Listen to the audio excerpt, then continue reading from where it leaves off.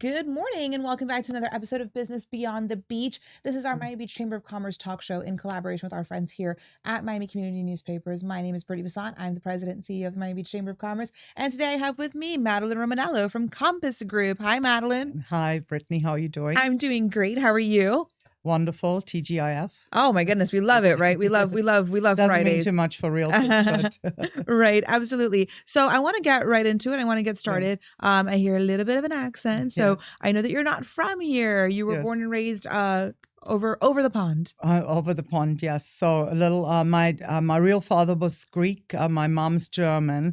So it was a popular combination because there was a lot of Greeks in Germany back in the Greek 60s. and German. Yeah. What a so- combination. Anyway, so I grew up actually first 2 years in Greece when I was little, and then went back to Germany. And then when I was like 10, my mom met.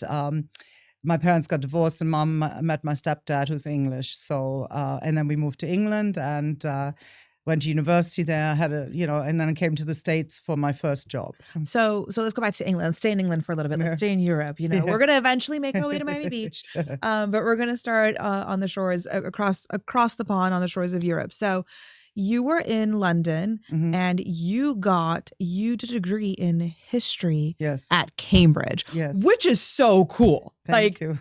Super cool.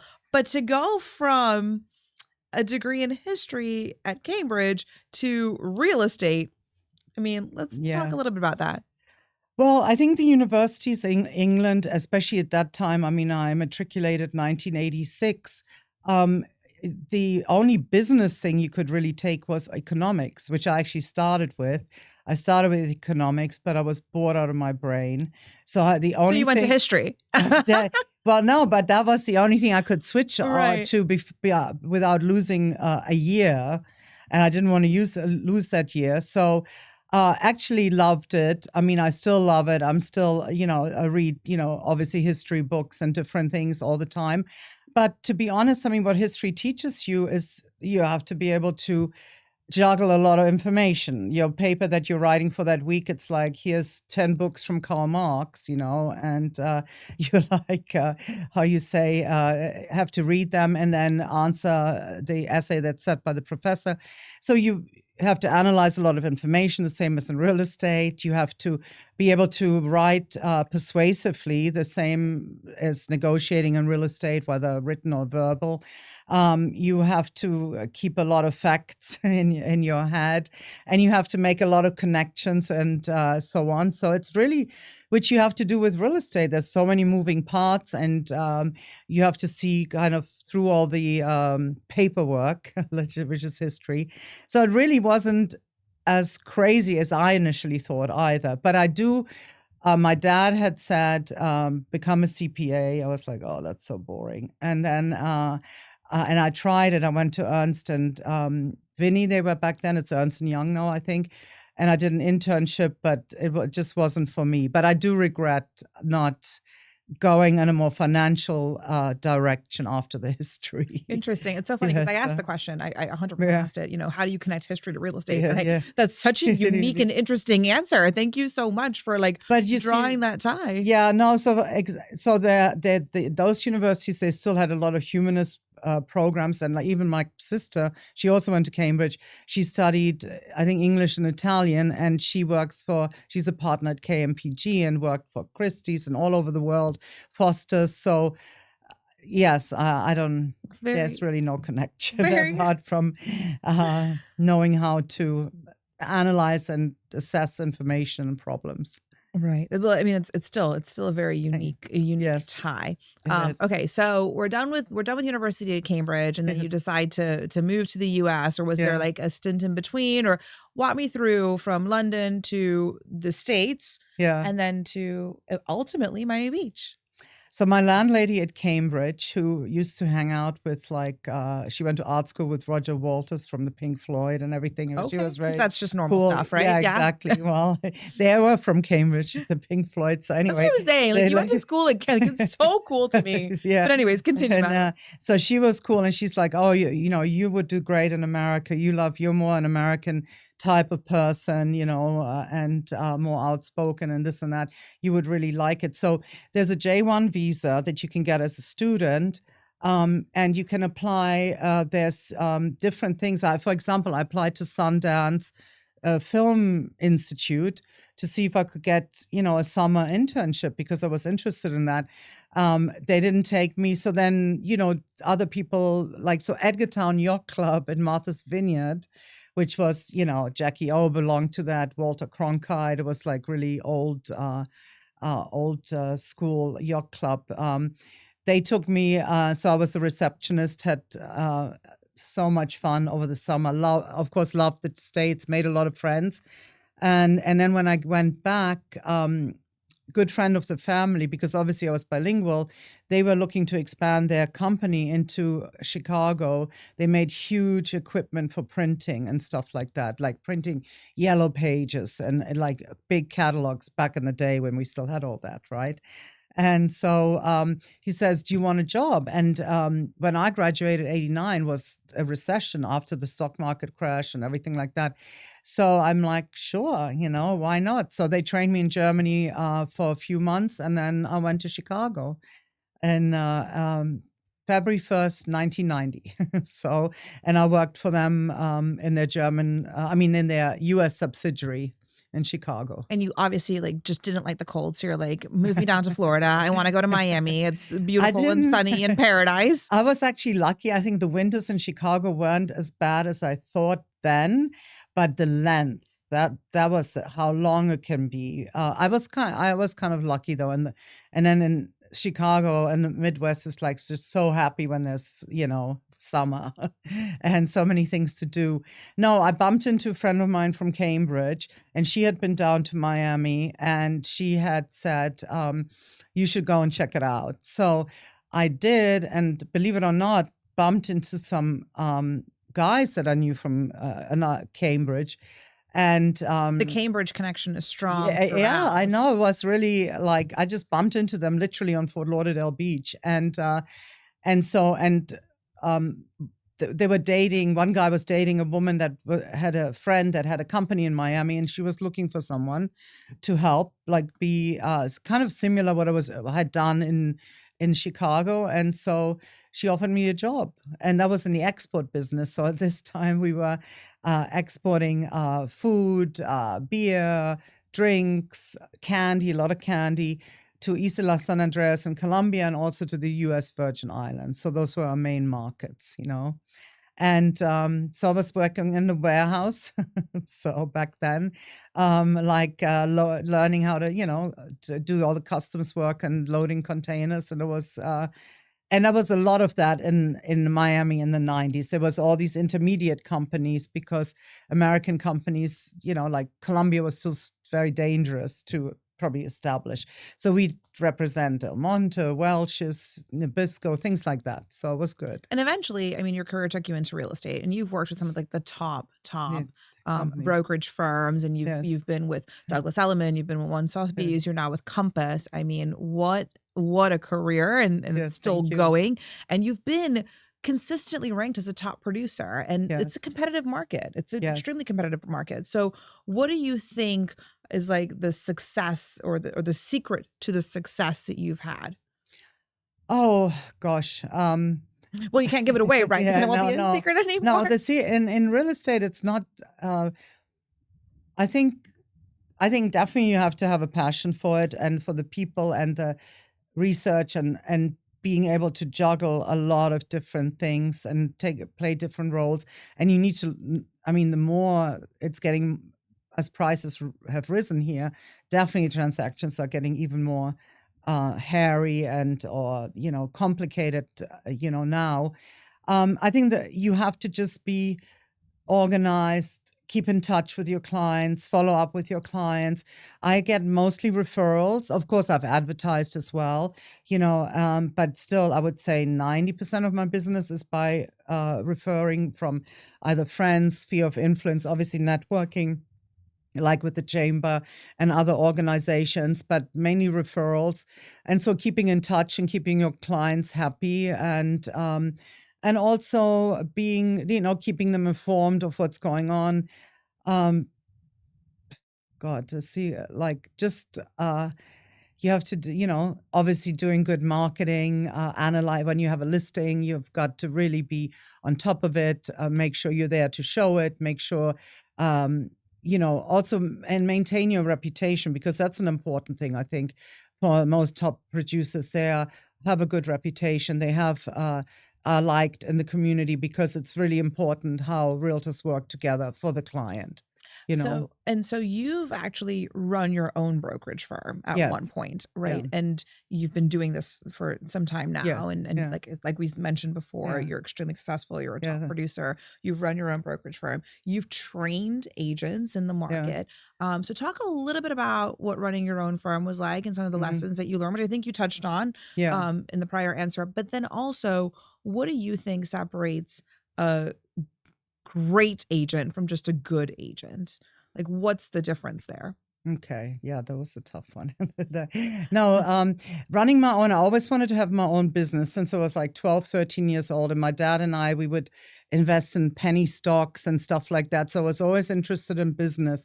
So actually it was my husband at the time, who had suggested you should go into real estate in 1998. He suggested it because the export business wasn't doing so good. So he got my license, went to Century 21, and then you realized, oh, you don't just go walk in somewhere, sit there, and people give you business. You got to cold call. You got to be, present. You got to do floor time back in the day.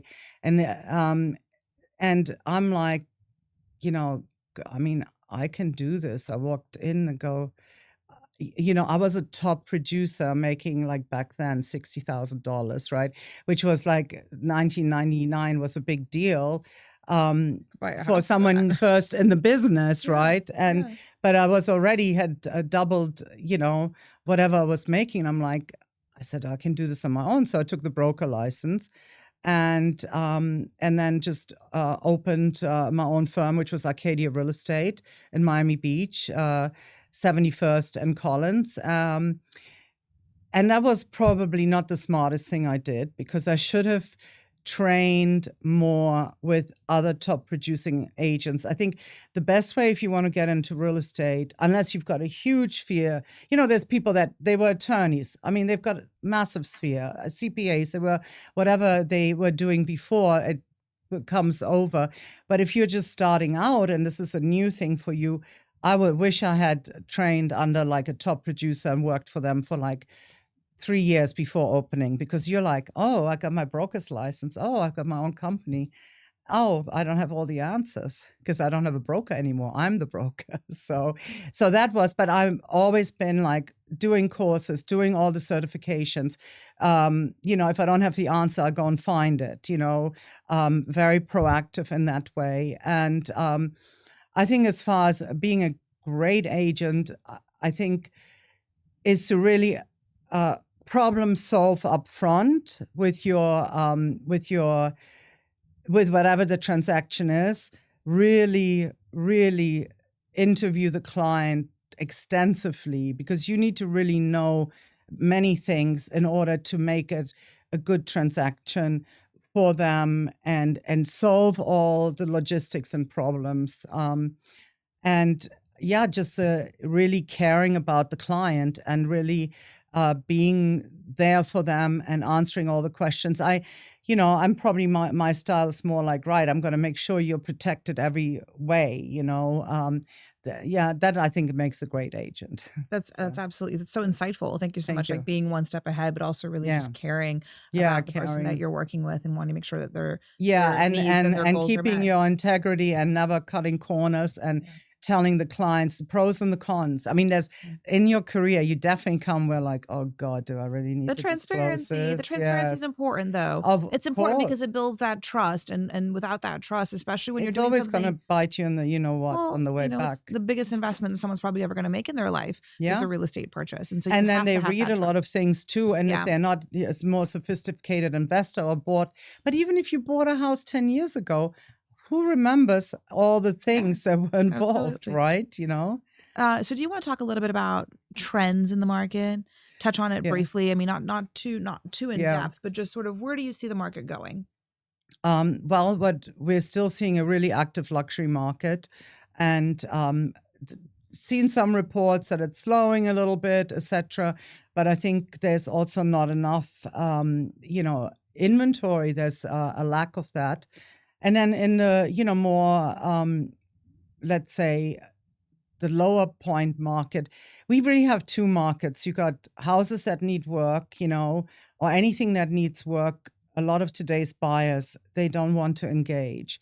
So you have to be kind of priced here, and you have to either make it attractive, for someone to go in, because everybody knows how high construction costs and how difficult, and every part of Miami-Dade is under construction. So you can, see. So, and then of course, so I think, and if you want to buy, renovate, and flip a house, it's got to be good finishes if you want, not investor level finishes, really good homeowner finishes if you want to get full price. I mean, like top price. Buyers are really paying attention, and they're not. I went through the 2005-2006 boom, and back then I was said everybody's just putting lipstick on a pig, and everybody's buying it because it has granite countertops, that was luxury. And like, oh my God, I can't believe people fall for this, right? And so, but that's really what it was. And then it was like when the recession came, you saw all the bad construction, all the leaking houses, all the mold. And, so it was, a lot happening. I think today's buyer is much more savvy, now it's much all about more. the details. It's about the details. They want a safe house. They want impact windows. They want, they're not going to go like, oh, I only have 2 years left on the roof. No, yeah. So Much I think less willing to compromise, do you think? I think less willing to compromise because they're all paying top dollar. But even with the market, even with the inventory being low? That's more now in the higher end. We've increased, other inventories gotten up there. Okay, good. They ensure, I mean, the houses, I think, are around 6-7 months inventory, which is balanced. Condos are, depending on the condo, 8 months to 24 months. Jeez. Yeah, so that you got to watch out for. But again, that was something you're probably going to find more condos between 500,000 to 2 million than 3 million and above. So that's been my recent experience. So Very cool. Okay, so we need to start wrapping up a little bit, but I'm going to ask you a couple of personal questions now. So the first one is just recently, I mean, you've done so much, you are going to continue to do a ton. But what's a recent, maybe not, it doesn't have to be recent, but what's a personal or professional accomplishment that you're very proud of? Personal or professional. It could be either or. Gosh, one's too personal, so I can't talk about that. But we're all friends here. No. Professional, I think that I'm really proud of the fact that I've navigated so many different markets. Come out of the recession. That was really hard for many people, because a lot of in my age group too, you really lost everything, and it lasted 4 or 5 years, and you had a hustle, etc. I think I'm very proud of how I'm always able to shift to where the business is at. I mean, last year was not an easy year either. And then you've got to be creative about and innovative. Yeah. Exactly. And so that I'm always, still, being able to close about 30% since COVID. I mean, since 2022, 30% of agents have gone out of the business. Wow. So that's always happens when you've got a tough market. Yeah. Well, no, because there was a good market, and then everyone's there. Well, everyone got into real estate and the level. So now, the people, and also, I mean, gosh, with the technology, apart from all the amazing technology that Compass, of course, has to make our life easier. But now, really digging into AI and how that's going to affect you, and but also keeping it real, because every house description is going to sound the same if you go on ChatGPT. But you really now have to learn this other thing. So I think I said, right, I've got to really dedicate myself to learning that. The same way you had to learn video not that long ago, And I mean, staying up with an ever evolving business world, I think is yes. I think that still doing that and feeling good, because you can get discouraged for sure. Absolutely. Absolutely.